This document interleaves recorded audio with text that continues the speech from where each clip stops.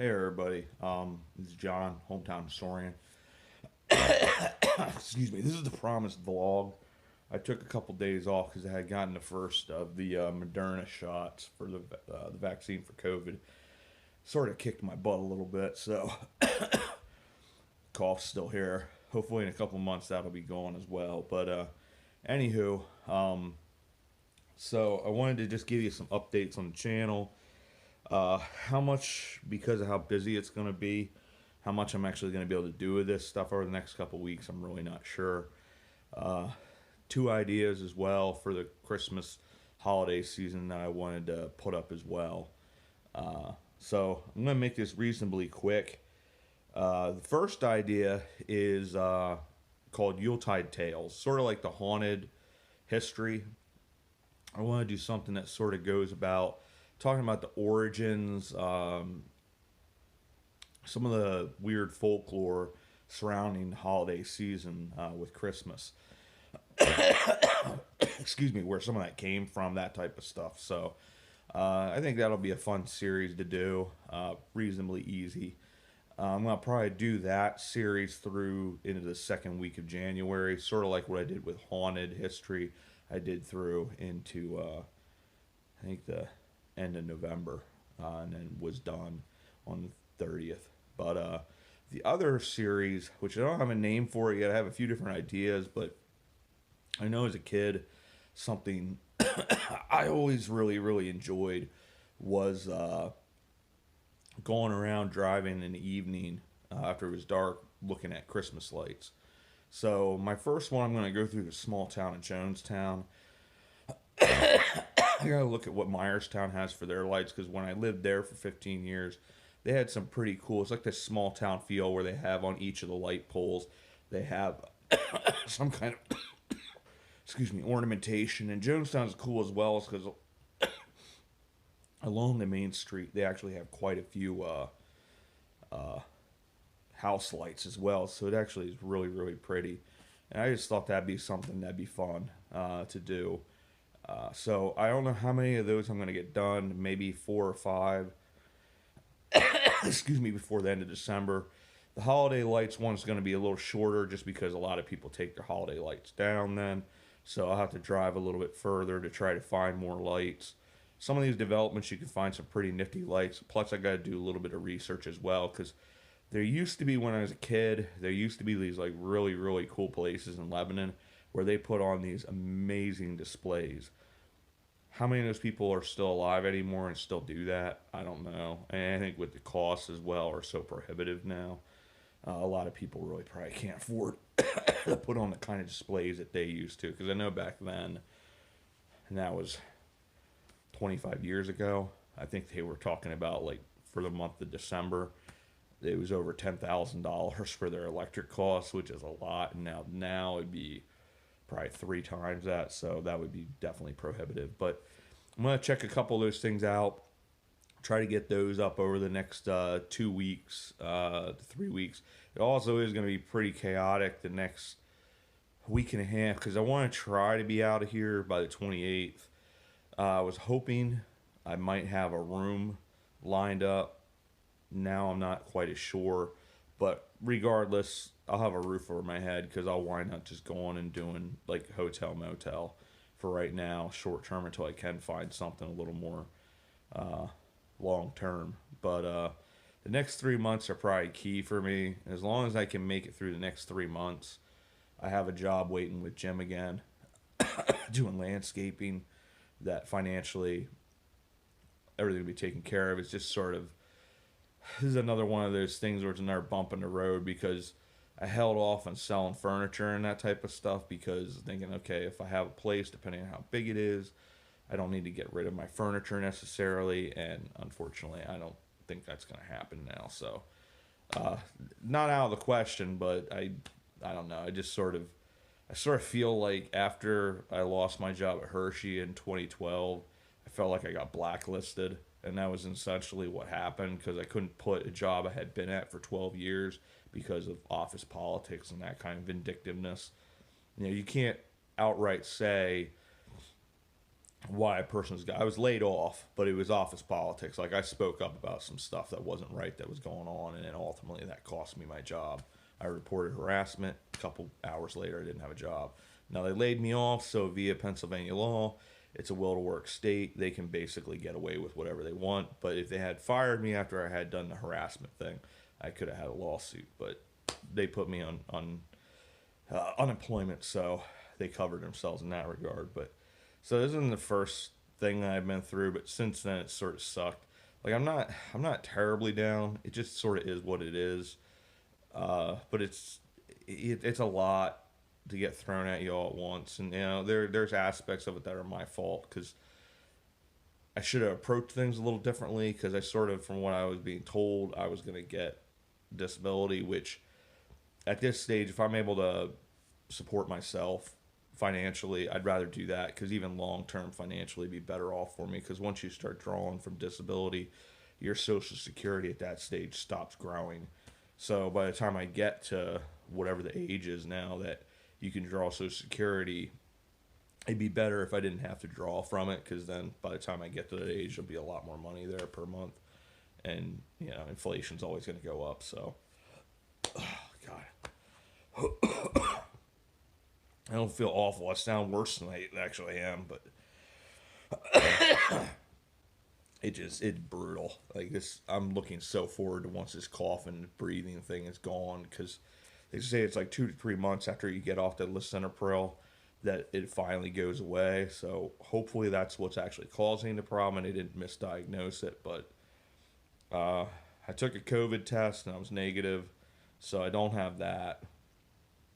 I just I feel a lot better, but the shot did sort of kick my butt a little bit. I was sort of like, ugh. But I get the second shot. I'm still hopeful maybe the Londonderry Village job will come through. I haven't been contacted yet, which that concerns me. But at the end of the day, I mean, it sucks, and you get frustrated because you want some certainty in your life at a stage like this, and it's just sort of not in the cards right now. But it'll work out, and I'll be all right. But it's just sort of, it is what it is. So, and just to also answer some concerns, I had my one viewer, she was worried about being able to keep in contact because she's one of the people that contacts me every day or every other day just to see how I'm doing. Nothing's going to change with the channel. The only thing coming into winter, sometimes you do run into with the weather, and I don't handle the really, really cold stuff, which thankfully it sounds like we get a La Nina effect coming up through Pennsylvania, Northeast and New England. So it's going to be unseasonably warm, which I'm all right with. So it shouldn't affect my filming a whole lot, and that's why I want to also build this backlog. And once I have stable internet again, which if I'm doing these hotels, motels, I'll have that, or if I have another place, I'll have the Wi-Fi connection. Then I'm going to start filming with the new camera because I got to do everything off my laptop then, because that's the one convenient thing with the phone. I have everything hooked up to the YouTube already, so it's just bam, bam, bam, download. It's just an internet thing right now because everything's just is what it is right now. But I wanted to give you a couple ideas. Some of the stuff that's upcoming. I want to go out, I had gone out to Fort Hunter, and I put a couple of those videos up that were right from that area. You had the Simon Gertie historical marker, the Fort Hunter historical marker, the Rockville Bridge historic marker, and Fort Hunter Mansion Park itself. I really want to do a Country Roads Take Me Home through Route 443 to Fort Hunter. Maybe stop by that Hecktown sign. I just think that'd be cool just to see what it reads. But that is a really, really pretty drive. So that I'm excited about. Also along there, which the age isn't terribly great, but there's a place called Miller Cemetery. There was a church there at one point, which I had to look at the Miller Cemetery because it gives the name of the church. But I think it was torn down the 1880s because it just didn't have the membership. Like I said, it's not terribly old, but sometimes you can find some pretty cool markers in places like that. I'm going to stop by there when I do the Route 443 video just to see if it's something that's worth doing. I also want to do the Barnett's Fort, which that's a historic marker. That was the fort that was in between Fort Manada and Fort Hunter. And I'm actually like, I do the Union Forge video, which that should come out tomorrow. Because there's quite a bit of information. I have a book, which let me quick grab that here. You can see it. It's from Lickdale, Lebanon County, Pennsylvania, into the Swatara Gap, and that talks about Union Forge, which is what the original name of Lickdale was before it was renamed for James and John Lick. Which at some point we're going to do a video on them as well.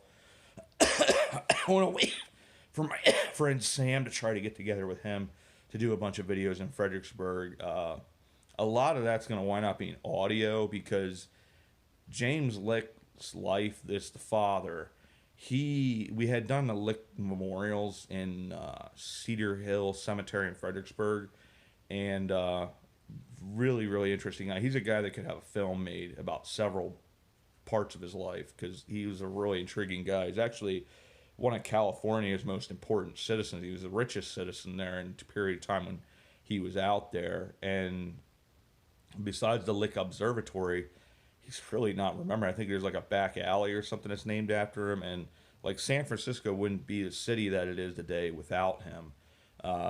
Really important guy. Sort of odd, but very philanthropic. He gave to a lot of different organizations, really believed in education, very involved with like botany and that type of stuff.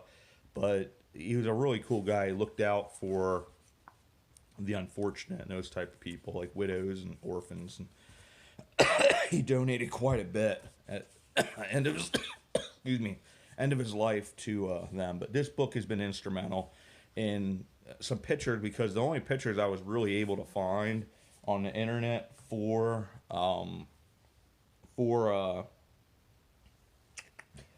Union Forge was the old grist mill that John Lick had built in, like, I think it was 1883, and but thankfully in this book it has quite a few pictures and some maps and things like that. So I'm going to be using that to tell the story of Union Forge. Also got another really cool book called Amish Folk Tales, which also has a lot to do with, the other stories of Pennsylvania Dutch. It has to do with German folklore. I'm going to be telling stories from this as well. I got this at Ralph Watts' store, Comics and Paperbacks Plus. A lot of really cool stories in here. So this is another thing that do a lot of research and maybe do a series called Folklore or something of that nature and sort of delve into that aspect of our past. Because a lot of us have a German or English heritage. So a lot of that, they traveled through Germany, maybe into France, and then into England, and then came over to the United States. So a lot of people here in the United States, their heritage is from, those European countries, since the folklore came with them over here. And in some aspects, like we've done some of the haunted history, some of those tales sort of get, I don't want to say Americanized, but the New World, they sort of came up with their own sort of twist on it, if you will. So I have those three there. Like I said, over the next couple weeks, I want to do the Yuletide tales. I want to go into as well some of the different versions of Santa Claus, because I think as Americans we're very used to our jovial, Santa Claus, like the Coke Santa Claus. He's very happy, very kind. Some of the versions of Santa Claus are actually pretty terrifying. And even they have like Krampus and stuff. I did a movie on him, and I guess he has sort of his cadre of followers, and they sort of do some of the deeds to keep people from misbehaving, and those that do misbehave might get eaten, other things. So we're going to go into some of those as well, because some of them are pretty interesting. Excuse me. And even into the original character of St. Nicholas, which is, I think everything's based off of primarily. So I think that'd be fun to do.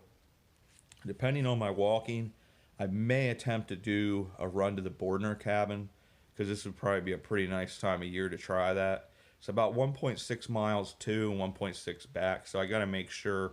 I might do a test run somewhere else and see how I handle a longer walk, and then we'll see how it goes. It is gravel, so it's not like the normal, like being on concrete or something like that. I'd like to at least take you out from, I think it's called Sideline Station, which is one of the actual railroad stations along the Tremont, I think it was Tremont and Lebanon Railroad. which went through there from Lebanon to, I think, up to Pottsville potentially. But that sort of followed like where the Union Canal went along the Swatara, and eventually it's what put the Union Canal out of business. Now that part of the Union Canal, the feeder branch, which was from Waterworks to Pine Grove, that went out of business because of the flood that happened. I think it was in 1862, and it broke the dam, and the dam was what on the Swatara is what kept everything going, because that, they were able to control the flow of water for the Union Canal itself. And that was partially put in as well because they had certain areas, I think, of the regular Union Canal that were very, very low, and it didn't have a great water supply. So that dam provided everything with the water that it needed. And when that broke down, I think the Union Canal lasted into the 1880s, but basically the railroad put it out of business. And this would have been one of the lines that did that. And the side lane station, you go down maybe half a mile, and there's a really cool bridge over the Swatara. It's really beautiful. It's a long, long bridge because it's a very wide. They call it the Swatara Creek, but it's probably, for all intents and purposes, it's probably more a river.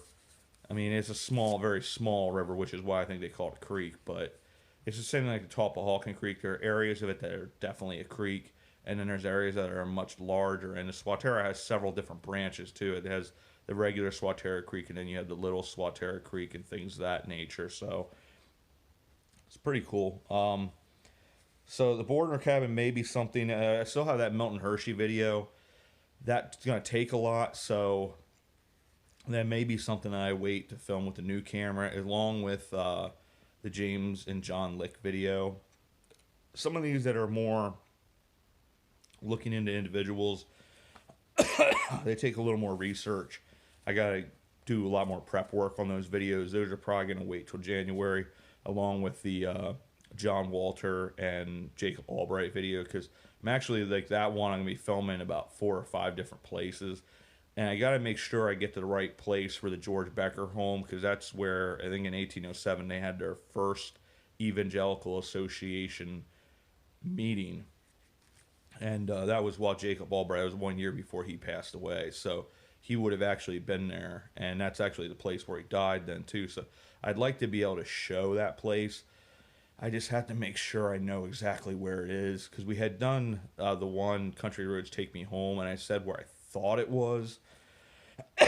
Now, it was on the right road. It is Millbach Road that it's on.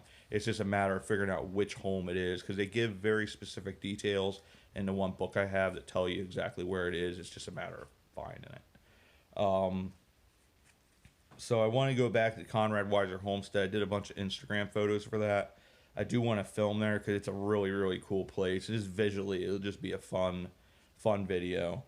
But a lot of, in there, a lot of the, on Christmas, for instance, I'll do the Christmas vlog, and then Happy New Year's, I'll do, like, same thing I did for Thanksgiving. I'll do a vlog on those as well. So those next couple weeks, like I said, they're going to be interesting. I'm hoping to get something out every single day.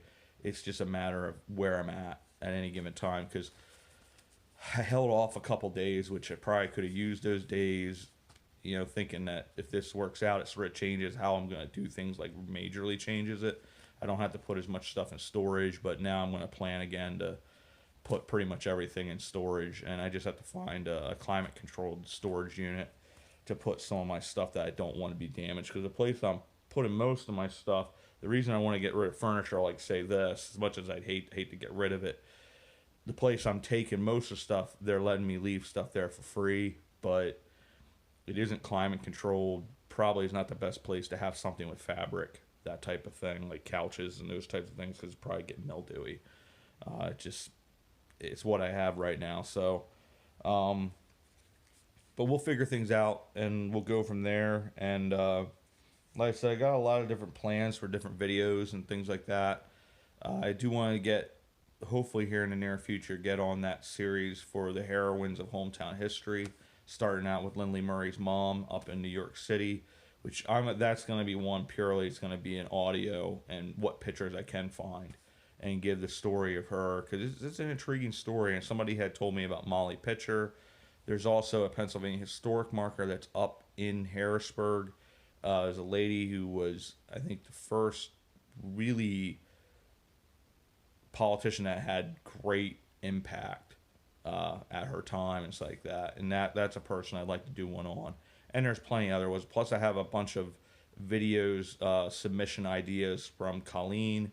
I want to get on those, look through them, because she was, I think I said in an earlier video, she was up in Shenandoah, which is one of those cool towns where a lot of Eastern Europeans, like Ukrainians, Lithuanians, and they came here to America. And a lot of them came in like doing coal mining, but very unique architecture in those types of towns, like Shenandoah, Minersville, Pottsville, uh, Tamaqua. There's a ton of them. I'd like to go up through there and show you some of those cool cemeteries. Are very, very cool too. They have a very unique feel. You see some of those Orthodox type churches where they have sort of the circular globes that go up. Eastern Orthodox that have a very beautiful look to them. Some really unique Roman Catholic churches as well. So I'd like to show a bunch of those things as well, and I want to see which historic markers. I haven't had a chance to really look at things yet, but with that, I am going to end this vlog, but that's some of the stuff that's coming up. There's a couple ideas, things that the folklore stuff's probably not going to start till sometime in January or February, because I want to read the book and sort of familiarize myself with it. Tomorrow should be Union Forge, and like I said, there is another trip I want to make, which is probably going to be January. I want to go up to Pottsville. I want to film a bunch of different things, because I think I can get 6 or 7 videos just there in Pottsville. Cliff and I had done one of his searching for history videos for his channel, and we had done, I think it might have been the first one that we did. Searching for history was Pottsville. And then as well, Kim had bought me the book for Lidditz, Images Across America, and I had bought Mannheim's book as well myself. So those are two, excuse me, really, really cool books and really, really cool towns. Lidditz was started by Count Zinzendorf, which we talked about him quite a bit.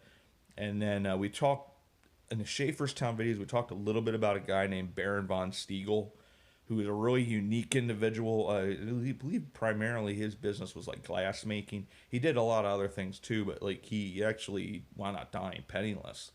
But he's the person that started Mannheim. But he did have a lot of influence there in Schaefferstown as well. A very interesting, eccentric guy. But with that, I'm going to say thank you once again, and we will see you all about town. Thanks, everybody.